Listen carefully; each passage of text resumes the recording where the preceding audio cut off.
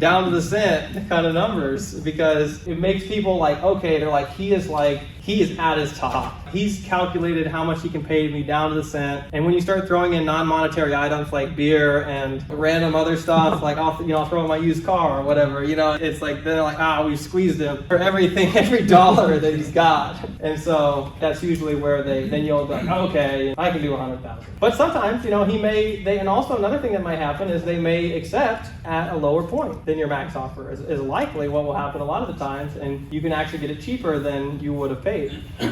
And the last point on that, be willing to walk away from any deal, and you have to convey that you're willing to walk away from the deals, because people can perceive desperation, and they can perceive that if you're emotionally invested. For me, like, I go to these deals and I'm just like, it's not, I got a bunch of deals. And even if you don't have a bunch of deals, you got to act like you got a bunch of deals, because if you only have one deal, which you will, when you're new, and you're like, I've got to get this deal, maybe if I break my MAO, and like, it will be conveyed to the seller, and they will think that they'll know you're weak, and they likely won't sign, and they won't do it because they have the leverage, right, in the encounter. So don't get attached. You have lots of deals, and don't lock up bad deals. Like, it's not worth, if it doesn't work, it doesn't work. You get a bad deal, what are you gonna do? You can't sell it. Nobody's gonna buy it. You got it too high. It happens all the time. What's up? So do you even try, let's say you can get to the price that you agree on. But Yeah. Do you even try the other terms?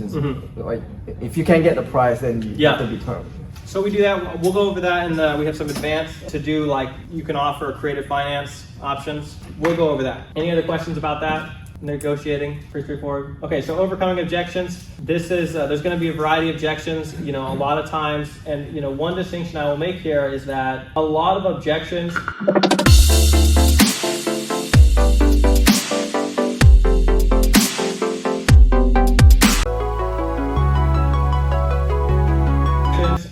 that are perceived as objections are actually complaints. They're not, and the difference between a complaint and an objection is a complaint is like you walk outside and you're like, it's too hot. But is it being too hot going to affect your life in any way? Probably not. You're still going to do what you're going to do. So the same thing in a deal, like if they complain like, you're breaking me, or, like your offer's too low, or any number of things, right? A lot of times it's not, like, you can just avoid it. You're not even avoid it, you just acknowledge it and you just move on with your regular, like if they say like, the title gal wasn't as friendly with me as I would have liked. Like we had this deal, this guy, he says that he doesn't want to do the deal because the title gal called him and rubbed him the wrong way, right? Like it's a complaint. Like it's not generally gonna affect the deal. Like if they are motivated to sell, motivation will overcome all of these little minor inconveniences that people may experience. So a lot of times what they're saying is not an objection, they're just whining. And but sometimes their objections, like the price, terms, or whatever, and those things you do have to deal with, and you will have to address. But like, we have a deal right now that the guy, we got under contract, he's okay with $100 earnest money, which he signed. But now he comes back 2 days later and he's like, I want $5,000 earnest money. I want the earnest money so that I can go spend it. Well, Mr. Sir, that's not how earnest money works, and we're gonna do this deal. Like, is this an issue? So those things you do have to address if he's like really hard, if they're hard on some of these things. But it's just a case-by-case basis for objections. So now you've gotten them, you've negotiated, you've arrived at the price.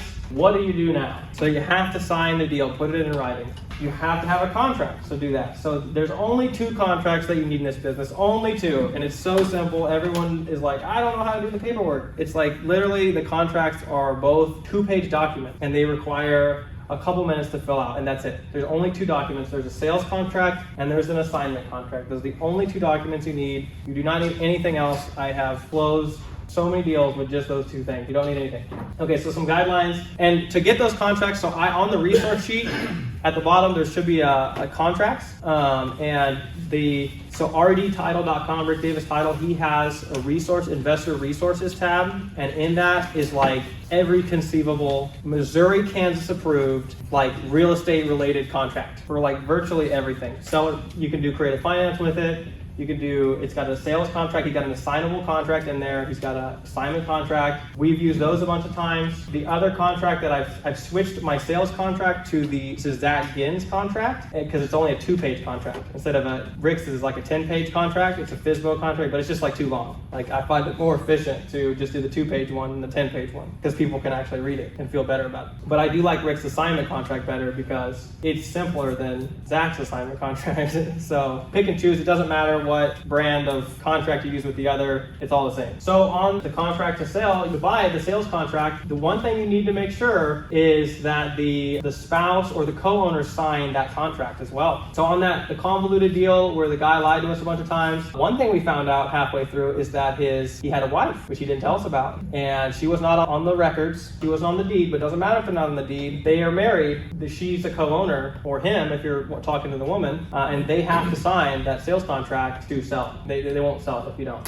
So you have to make sure that happens, and that's one thing that I always ask is like, do you have a spouse? Do you have somebody else that owns this place? Because sometimes it's not always on the title. It's not always on the lookup. And then you know what entity owns the property. So like this is, sometimes people have their stuff in LLCs or trusts or whatever. You need to make sure you're buying it from that entity. And then I always typically I put a 30-day close and a 30-day inspection and like $10 earnest money or $0 or $100. Like just do 10. That's what Anthony Coffey does. Nobody flinches. Like at this point, the earnest is only there to provide security if you fail. But at this point, you should have built in buying the house. At this point, you should have built enough rapport to where they're 100% certain that you're going to buy this house. So the earnest money is not a concern for them because you're going to close, right? So de-risk is you, because if you lose $10, it's $10. So, and then you also want to make sure your contract is assignable. So both those examples are what I use right now, but you do need to make sure that contract is assignable. Like for instance, the KCRAR real estate agent contract, it's not. So to get around that, you would either have to put, like when you write your name, you have to put your name and or signs everywhere your name is so that you can now sign that contract. But generally you can avoid that by just having a clause in the contract that says this contract is assignable. I've never had anybody like put up a fight against it, even if they read it, they're like, yeah, sounds okay. So what do you do after you get the contract signed? Does that all make sense? Well, great. I hope this is all like crystal clear. So that the feedback, it must just all be making sense, which is great. I'm so happy. Huh? You're doing a good job of explaining. Okay, awesome, great. I mean, I bought a few off my videos. Yeah, this is gelling with your experience. All right, cool. Okay, so you get a contract. What do? Generally, you're going to take the title company and get them working on the title work. For some people, like Rick Davis, you cannot submit an assignable. If you're planning on wholesaling it, he won't take the file until you have it assigned. You have to have it assigned before you send it in because he doesn't want to waste time on it if you don't already have a buyer. Other title companies don't necessarily do that. There's some in the resources. There's Alpha, Alliance, and Rick Davis. We use Rick Davis all the time if we can because he has the best system and ease of closing and stuff like that. And it's very efficient, but Alliance and Alpha are good too. We've closed stuff with them. Or Accurate, yeah, Alliance is not wholesale friendly. Yeah, make sure you're working with a wholesale friendly title company. Like call them and ask, cross it out. Don't do deals with them. They only do retail deals. Even though it's so prevalent, like some title companies, they don't know what it is or they don't do them. Like in Fidelia, there's 2 title companies. One's called Landman, one's called Truman. I called Landman. A lot of people like Landman, but they're like, we do not do assignments. And I was like, okay. So I called Truman and they say, we do assignments. So we're going to work with Truman because some of them don't know how to deal with it. They don't want to. A lot of title companies just service retail clients only. Okay, now you're going to find the buyer and you're going to keep the seller updated. So we'll go into the dispo side. That's the next section.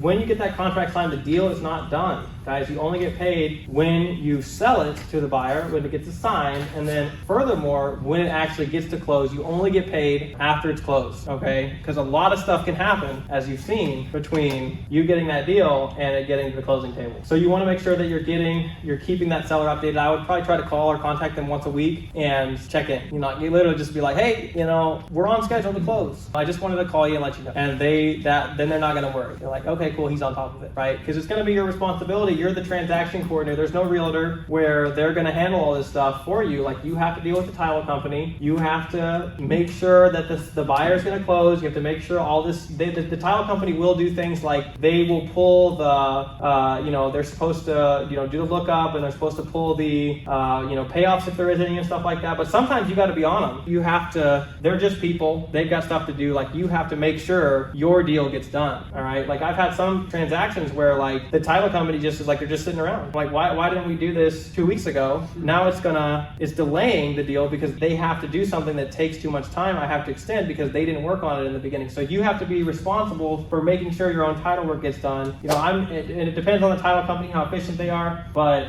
I'm like pinging them, once a week or twice a week to, hey, where's this deal? Where's it at? Is the work done? Is the payoffs ordered? Like we gotta roll. We gotta make sure this thing happens, right? Because they get busy. They're not like, it's not like a magic wonder factory of title work all the time.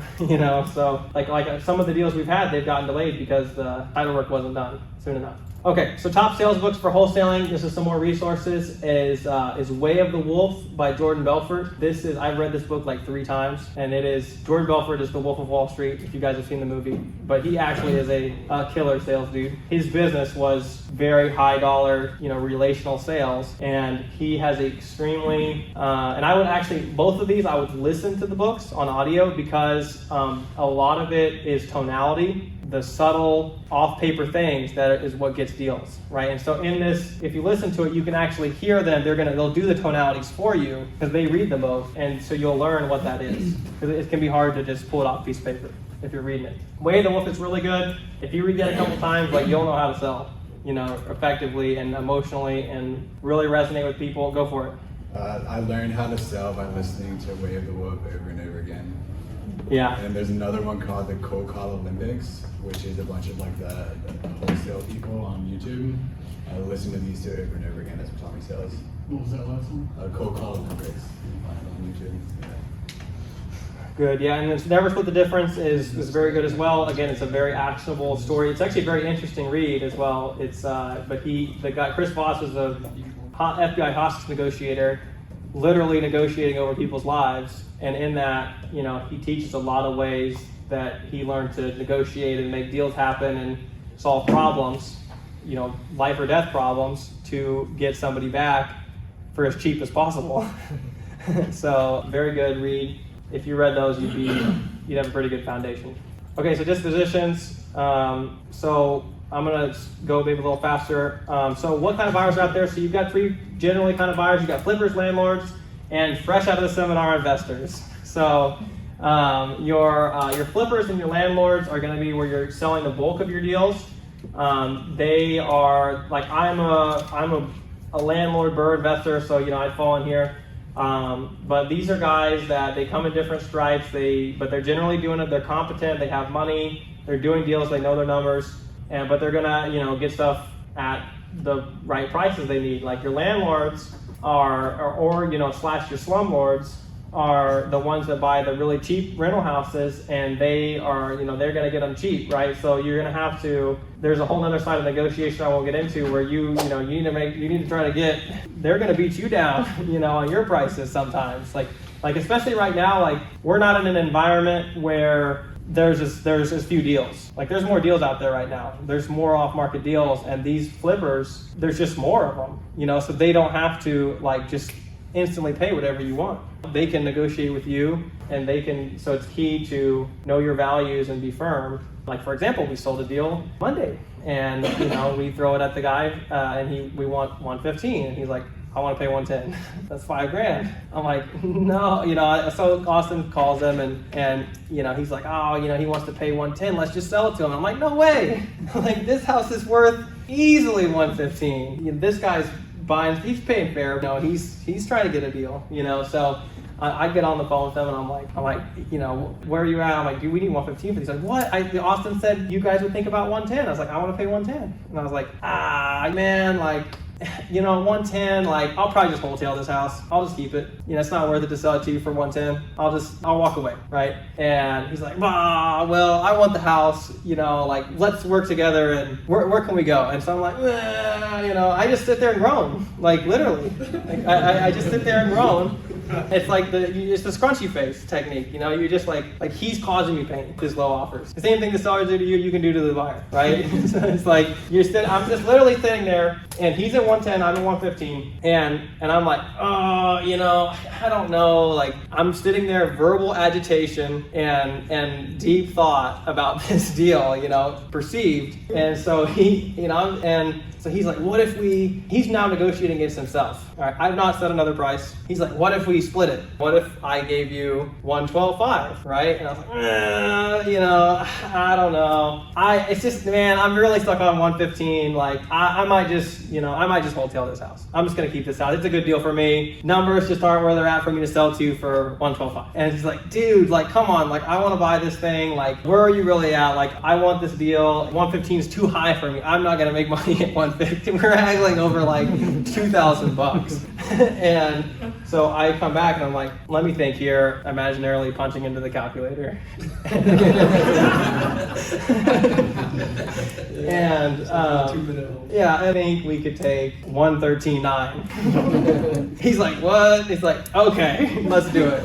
You know, like that's the thing. You can throw these like specific numbers, seemingly fixed in some calculation. It's like, okay, I'll buy it, and then we do it for. So now I just made $112,900. He wanted $12.5. I got him up $400. So in that conversation, I just made $2,900 that I now don't have to make somewhere else from that 5-minute call. So you got to be, you know, on the buyer side, you got to employ these strategies as well sometimes. So how to build your cash buyers list, we're going to go through this. One way to do it is to look for company-owned property around your properties. This works especially well in landlordy type environments. You can, like literally some of the deals I've gotten, wherever the house is, I just start making circles around it, and I just look for company-owned property, and I reverse look them up, and I call them. Hey, you own a house 2 doors down, do you want to buy this house? And that's the conversation. Like no investor will ever turn you away if you try to sell them a house. Like it won't happen. It's never happened. They're always interested in buying more houses, especially if it's 2 doors down from the other house they've got. They're very interested because they know it very well. So that's a strategy. I've sold a few properties like that. You can go to so you need to use the GIS or MLS. You can look up county tax records to see who's paying the taxes, who owns the property. You then take that to open corporates. If it's in an LLC, you punch the LLC into open corporates. It will give you the owner of the LLC, and then you take that guy, you punch him into True People Search, and it will give you his number. Okay. So what happens when they use registered agent and they are not? That can be a little harder. Yeah. So that if they have a registered agent, it can be tough. But a lot of these mom and pop guys don't. So is there any other ways to find the final person if they're using registered agent? You could still like punch the address into True People Search. That'll probably give you the tenant, and you can call them and see. But you may not want to tell the tenant you want to buy the place because a lot of tenants don't want their houses to be sold. So you want to get it in a different way. That's a way. Another way is to look for flips on the market or recently sold flips, because flipper just sold his house. He wants another one, right? Around the property. Another way is Facebook groups. You've all seen them, the posts for deals. That's a way. Another way is to look for existing posts. Like if somebody puts out a house in a town, like I do this a lot in like Sedalia, for instance. It's very hard to find buyers. So I'll go in these groups and I'll look for Sedalia, I'll keyword Sedalia, and it'll show me the post that people have put, and I'll just like literally DM the people that said they were interested in that house. I'll be like, hey, I got the house in Sedalia. I saw you were interested in this house over here. You still buying? And I've sold houses that way. Okay, so how to vet your cash buyers. So a lot of wholesalers, like I say these guys doing JVs and stuff, they're not necessarily the most ethical sometimes with how they present themselves. And so a lot of your buyers, especially on Facebook, you can't really fake owning a property, but on Facebook, when people say, I'm interested in this property, and they DM you and they want to, you know, a lot of times they're a wholesaler, they're another wholesaler, and they're going to lock it up and daisy chain your deal. And there's nothing wrong with JVing. Problem is that when you assign it to the wholesaler, you've lost control, and a lot of times they don't even have a buyer. So they've locked your deal up, and now, you know, they don't have a buyer, they're not real, and then your time gets sucked up and the deal gets canceled because they tried to do some shady things with you. So you want to make sure they're not a wholesaler, or if you want to JV, you know, like if a guy wants to JV, I'm fine, but I'm like, hey, look, if it's a house that I know I'm going to move, I usually don't even offer it. I'm like, hey, I want this price. If you can get a price over it and make whatever the difference is, go for it. I'll sign a non-exclusive JV agreement with you for you to do that, because that doesn't tie up my deal. But if he does bring a buyer that pays what I want, I'll gladly gladly sell it to him. He can make money, I don't care. But if somebody wants to do that, I'll sign a non-exclusive JV agreement with them where they can find a buyer, but it's not going to tie my deal up. So how to do that, ask their wholesaler, ask how they'll be funding the deal. Generally cash is what, but you need to you listen to how they answer the questions, because a real guy will be very quick. He's like, he knows, oh, I'm doing it this way. I own this house. I just closed on this one. Like, the answers will be easy for him. But with a wholesaler, he's in Washington trying to buy your house in Kansas City, and he doesn't know anything. He's going to be flustered and not know. Okay, so how to build your relationships? That's just working with these guys. You want to get to know them to an extent, understand what they're looking for, understand, because these guys are your partners. These are the guys that pay you ultimately, and you want to try to get them good deals. And because if you build a relationship, you can start making deals happen that you're unsure of, or you can pre-sell them before you even lock them up.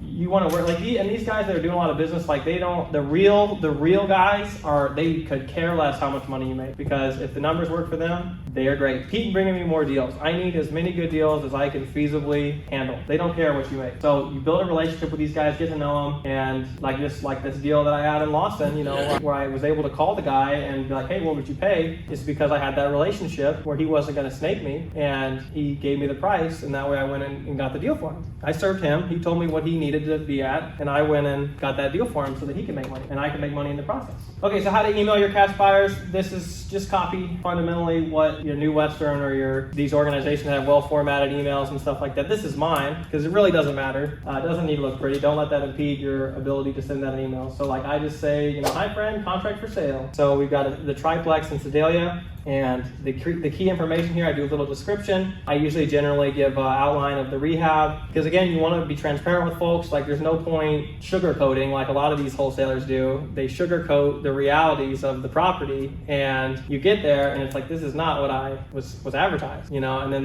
they flake, right? But if you just tell them up front, hey, this is the deal, then the people that are interested are going to actually convert when they see it. So other things you need is just your square foot, your beds, baths, build year, lot size. Maybe doesn't really matter a lot of times. I usually list off the key items for repair if you know what they are, and then you want your purchase price. I don't do rehab estimates, because everyone's got a different rehab estimate on what they do. I just put our ARV estimate if we have one to kind of give them an idea, and then a rent estimate in this case, because it's a multifamily. The guy buying it is going to rent it out, so the rent is key here because it is a rental income property, not a flip. And then you always need to put your pics and video, which are linked down there. You always want to link your pics and video. You don't put an asking price? Yeah, I have that. 80K purchase. You always put your asking price. What's your thoughts on that? Do you put it low enough to start bidding, or do you put it at your walkaway number? Generally, I'm putting what I want, for real. Again, with the relationship, the real buyers are not going to beat you up too much, because if they beat you up, you're not going to sell them anything, because you're like, I don't want to sell this guy. He's too much of a hassle. I'll go find another buyer, right? So they're generally there's not as much negotiation on the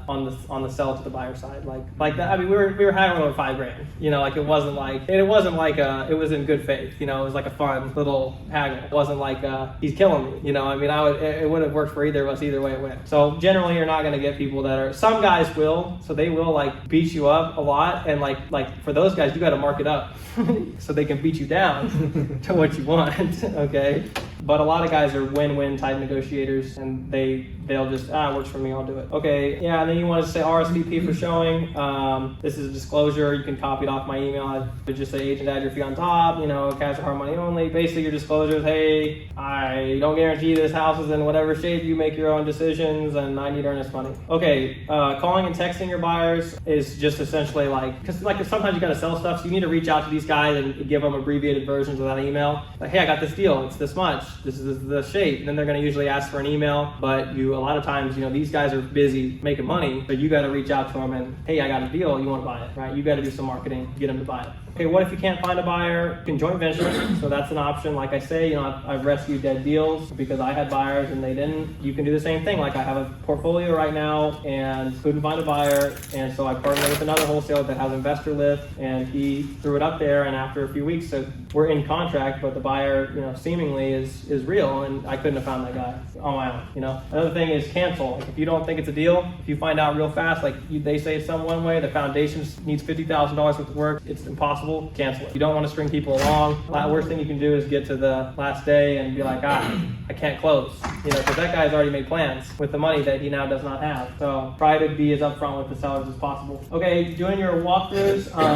If it's vacant, when you're signing, I would ask, once you sign the deal, can I put a lockbox on the property? This is going to make it far easier to show it. Lockboxes are available generally they're fine, especially if it's a distressed vacant property. It doesn't really matter if people break in, they're not as worried about it and they already trust you. If it's occupied, it's going to be a little harder. You're going to have to schedule and advertise in advance. Generally, you're going to schedule a showing, advertise it, get a bunch of people to come, and do as few of them as possible because you don't want to disrupt the seller. But usually when you get the contract signed, do you tell the seller that you're trying to wholesale the property? It depends. So, like if it's like on a lot of these like Sedalia deals, for instance, like they're very distressed old houses, like I will just tell them I'm not going to close. I will wholesale like this portfolio. I told the guy, I was like, I'm not interested in buying this, but I'll market it for you, see if I can find a buyer. He's like, that's fine. So like if I don't think I can close or don't want to, then I'll tell him. Like a lot of these rural deals, so I'm like, hey, I'll try, but I'm not going to close. Like if I find a buyer, I'll let you, we'll do it. But that's when I would tell him. Otherwise, if it's like Sally homeowner, I'm just gonna be like, me and my partners are buying it and we're gonna flip it or turn it into rental or whatever. Okay, systems VA, it's a little more advanced, but as you get going, I would get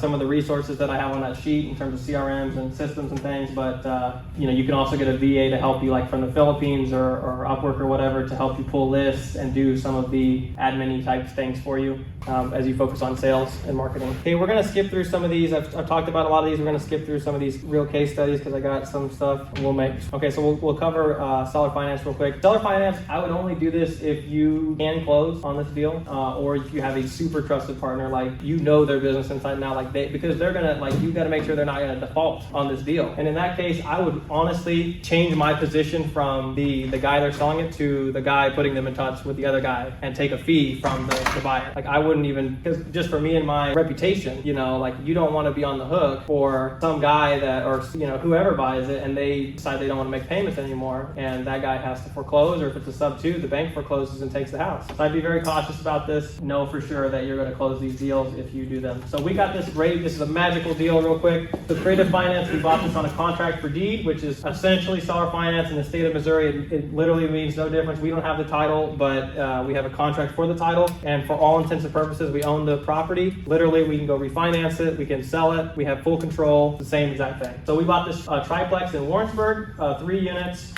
We bought it so the guy wanted $75,000 cash. So we bought it $75,000 on terms. We offered him $55,000 cash. It would have been a good deal for $75,000 cash as well, but I wanted to buy it on terms on this one. So this is probably a 185 ARV, and we put $5,000 down, $293 a month, principal only payments, no interest, okay, for 10 years on a 20-year note, okay? So that's great. 10 years of pay down, straight to the principal, right? And our cash flow on this thing is going to be about $1750 a month. Now we've got to pay maintenance and insurance, but it's going to be cash cow. We only have to put like $10,000 into that thing. It's not, it's just a unit turnover, right? But those are the kind of deals and the reason this guy sold is because none of his tenants were paying, and he's like 83 years old, and he's just he was renting it for $300 a unit, and only one of the units was paying $300 a month. Literally better for him to take $300 a month from us than he's making more money that way than he would owning it and collecting $300 because he's still got to make all them payments. It's a better situation for him. He doesn't want to do the work, so we do the work and we get a great deal, right? So these are the kind of the rare opportunities. What did you do with the tenants? Did you get it vacant or did you pick the tenants? Yeah, so we posted notice for all of them to get them out of there. Okay, they're all not paying. You closed on it, then you posted a notice. Yep. Okay, and you had no issues with them? He didn't care. Well, they're all, messing his life up. So they left. they're in the process. We just bought this place like mid-July. Okay guys, so I challenge you guys to go in this business, and we got some more stuff. Don't walk away, all right? But this is, take action here, guys. You can learn all this stuff, with what I've told you. You need to pick a target, pick a marketing channel, and you need to go hard at it for 90 days. You need to, whatever it is, consistently, 90 days, work on it. Like, you guys paid money to be here. All of you did. So take this information and put it to work for you. You guys want to be wholesalers, or you want to get off-market deals, you need to implement in order to get these deals. I need you to implement this in order for you guys to bring me deals, right? So make sure to write that down and see where you're at and set a target. We finished that portion. Now we're off into the real world. You've gotten all the way from marketing, negotiating, contracts, sold it, closed, you've gotten paid. So now you're gonna do it yourself. Do you wanna go out there and do it yourself, or do you wanna play with cheat codes? I am just starting a mentorship program because I've already been working with some guys and I've had great success. And so we've been doing a lot of deals. I feel confident enough that I can really provide value to you guys if you work with me. We know that in the Kansas City area, inside and out, we're buying, like I said, a deal a week. You know, we're very in tune with the market. I don't really think a course for wholesaling will help you guys because the information's out there, but having a helping hand, boots on the ground in your market is really where the value's at, and all the connections and everything that I built up and all that stuff. So if you do it yourself, you know, it's gonna be difficult, no support, you're gonna have to learn everything from scratch, and you're, you know, like I say, less confidence, you don't have any experience, you don't have any property, and it's gonna be harder to negotiate, and it's probably gonna take longer to get a deal, you know, because you don't have any of that backing, or you don't enter your numbers, or whatever lack of knowledge you might have. So doing it with mentorship, much easier, an industry expert to an extent, and you know, we're gonna do calls every week. You're gonna get support, you're gonna get other guys around you. I mean, this is an intense business. Having that support, that community with you is really gonna help you stay in the game and prevent you from flaking out to, you know, going and doing the next random business that you're gonna do and probably not, you know, do well in that. So leverage all my experience, all my resources, connections, so you can convert more deals, all my buyers, all that good stuff, and you have great confidence because you can be Joe Sixpack with 3-pup home buyers, you know, on behalf of Daniel, right, who owns 45 units in Kansas City and will close on this deal because he's approved the numbers, right? And you'll probably likely get a deal very fast, you know, and I got some stories to tell you guys in just a few minutes of that reality. So we'll get to that after, actually. So, okay, so here's the offer, guys. What you get, I have mentorship. We're the 3-month mentorship for wholesaling, and then we'll also go on Burr investing. Like I say, we're doing a lot of these, we're holding a lot of these deals and flipping them ourselves. And so, but the main focus is wholesaling and off-market deal acquisition. 2 group training calls per week. Austin, would you pass around the offer slips? And then we're gonna have a private Discord, and then my phone number, you can access me and send me messages and ask me questions and stuff whenever. And then you know, access to all my resources, access for help with like structuring creative finance deals and things like that. You know, that's a challenge point, and how to not only figure out what numbers work, but also, you know, how to actually structure that and offer it to somebody. That can be challenging. We've done multiple creative finance, sub-2s, seller finance, and the like.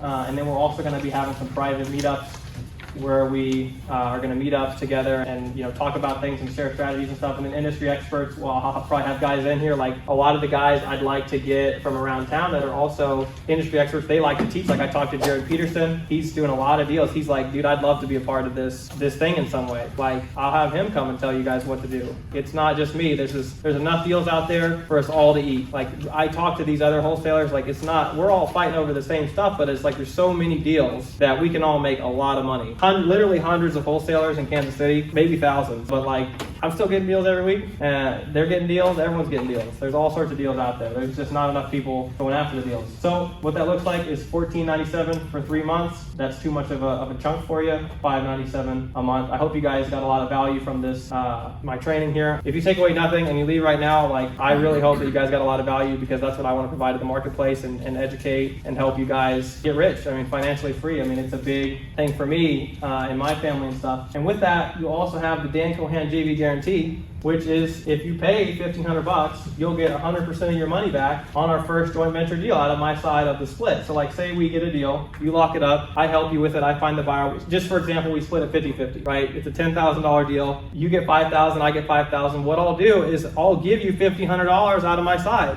back to refund your mentorship. Because I really don't like, I want you guys to pay the money to get into the mentorship just to get you guys committed to doing the business. But like, it's not where I'm gonna make the money or you're gonna make the money. You're gonna make the money when you get a deal, when you actually get paid on this thing. And with that, you know, I want you to get that money back so that you can, you did it, you implemented, and you can have your mentorship money. Because like that point, you're like, it's real. I've succeeded as the mentor, and I'll win because we did a deal together. We'll do multiple deals and probably a lot of deals down the road. You know, I'm planning on being here for 40 years. There's gonna be a lot of deals come around by the seeds that we sow now. So that's what I'm looking at. 100% money back out of the first deal we do. We only have to do a $3,000 deal for you to make your money back. contract. That's pretty doable. Okay, so we're closing at the end of the week because I really, like, it takes a lot of attention for me to work on this and do these things. So I really don't want to, like, I'm not trying to be a guru. Like, I'll make way more money, wholesaling and flipping houses. So I don't really want to take a lot of students. I just want to open this like every quarter or so and work with people because it's far better for me to, like you've seen the economics. I want to get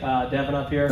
So Devin, I've worked with Devin. We did a deal together and he can tell you about that experience. So he came to me, we met at I said I'm older, everyone heard my knee pop on the way. So he reached out to me on Facebook and he's like, hey, I want to get into this. I've got some stuff I'm looking at. Like, can we work together on some things? And would you help me with some, mentor? It's just like a lot. This is like basically a firming up of what I've already been doing with a lot of guys, right? So tell them what we did. Well, I'm glad you left not much time on the clock for me, so I don't feel guilty for going short, but pretty short and sweet. I saw them constantly posting on Facebook and stuff. So when I finally kind of got the nerve to do it, I was driving around. Long story short, I got arrested on Easter, and so I had to go back down to do my court date. It was just I didn't pay a tag 10 years ago. I didn't put a tag on my car, and so I got arrested on Easter. And I was down there in Springfield, Missouri, and ended up getting that. I was walking through, and I actually called Dan a little bit before that, and before you had the deal, asked him some advice on what to do, what to look for. He gave me some short, sweet tips. Ran through Springfield, found a place using Deal Machine, and so I found a place, called that buyer. Ended up being the number that I got that I skip traced was his brother, but his brother gave me his number. Called him, and he was very motivated. I didn't know what I was doing, but he was very motivated, and so I was like, okay, well, I need to meet you, and I want to take pictures of your house. I was in his driveway. It was a vacant house. I told him I wanted to get pictures of the inside. He said he'd meet me tomorrow. Well, I was going to Kansas City, so I drove to Kansas City, and then I drove all the way back and went and did the pictures that next day with him. And then I was talking to him about his contract. I didn't have a contract in hand yet. I just asked him how to get to that point. Yeah. And then we talked about the contract. Walking him along, through the deal. It was just like he was on a leaf. It was perfect though. And so got that contract from, I think it was the probably Rick Davis one. And ended up using that one. And I messed up. The guy told me he'd take 35, and I did my soft close at 37 or something like that. You offered more. I offered more. I was like, I just want the deal. So I messed up there, but I was fine. But ended up, I was expecting to make $5K off the deal. I was like, hey, that's what I hear is an average. Yeah. And he comes over here and puts $20K off over it, and sells it for what? Yeah, we sold it for 20K more. Yeah. So we made 20K, and clap. You're good, man. Yeah, we split that. We made 10,000 each, and I was able to get more because I knew what it was worth, and was able to negotiate with that buyer, and I found a buyer, and we got that deal done. We both made more money as a result of that collaboration. Zane, come up here, man. So Zane, we've been working together a lot. Zane was working as a solar installer when I met him just a few months ago in the month of March, and he has a lot of drive and a lot of hustle, and so together, you tell him, but like we have done since March, and like Zane is like, he is out there just like he's finding stuff. Like, I don't know how. Like, he just literally is like, what are you doing? You just like you virtually drive for dollars. What do you do? Tell him. I just get on my computer and start virtually driving on Google Maps and just start calling a bunch of people, and then it just takes off from there. So he's like calling like hundreds of people a day, like how many people are you calling a day? Like, I still don't even know. Yeah, I don't even know. I just start doing it all day, whole day. Like, he's calling from he's messaging me at like 7 in the morning to like 7 at night. Like, I got this deal. This guy's interested. Like, all day long. And so he's got the hustle and he's out there like pounding the pavement, making these calls, but he doesn't, he just started in March. Like, he doesn't, have all the skills, like the sales skills yet. I'm trying to teach him, and he's getting, better every day, but he's got enough skill to like get that guy to see if he's motivated. And then he's like, Dan, help me with this, let's do this deal. Let's get this guy locked up together. So we've successfully, since March, which was 4 months ago, we've done 8 deals together, totaling in $46,000 cash collected together. And he's got another $13,000 coming to him for this triplex he bought. And then he found an apartment complex, right? Like he found the seller, and it took me like literally 2 months of courting this guy and going to Coffee Connects at 6 a.m. in Sedalia, all right? I gotta wake up at like 4 in the morning to go to these things, right? But I did it, right? And so eventually we got this apartment under contract. We're gonna get this great apartment deal. Zane just like kicked it to me, so I'm gonna pay him 10 grand. Like, I wanna make sure he's square on the deal. But like, I had to, he just was like, hey, there's a guy. And I've since done like 4 months of work to get this, but deal's a deal. If I'm gonna make money, I wanna make sure that he's making money, so he brings me more apartments. And so he's got, and this is like, very beginning. thing. I mean, he's doing the work, and but he's leveraging my skills to close and dispo and sell, and it's a great collaborative partnership because now he's making way more money than he was making driving around installing solar panels. But and it's just getting started. It's just like you're 4 months in. Like I didn't even get a deal for 4 months, and we've already made almost $50,000 together. So I think that I firmly believe I can help you guys if you want it. That's where I'm at. So you guys, that's the end of the presentation. If you would like to join the mentorship, please come and see me at the front. But with that, guys, I really appreciate you guys coming. I thank you guys so much for coming, and I hope you guys got a lot of value. If you have any comments or ways I can make it better, please let me know. But let me know if you want to get on this, and if you guys have a deal, I'd love to work on it with you in the future. So thank you guys.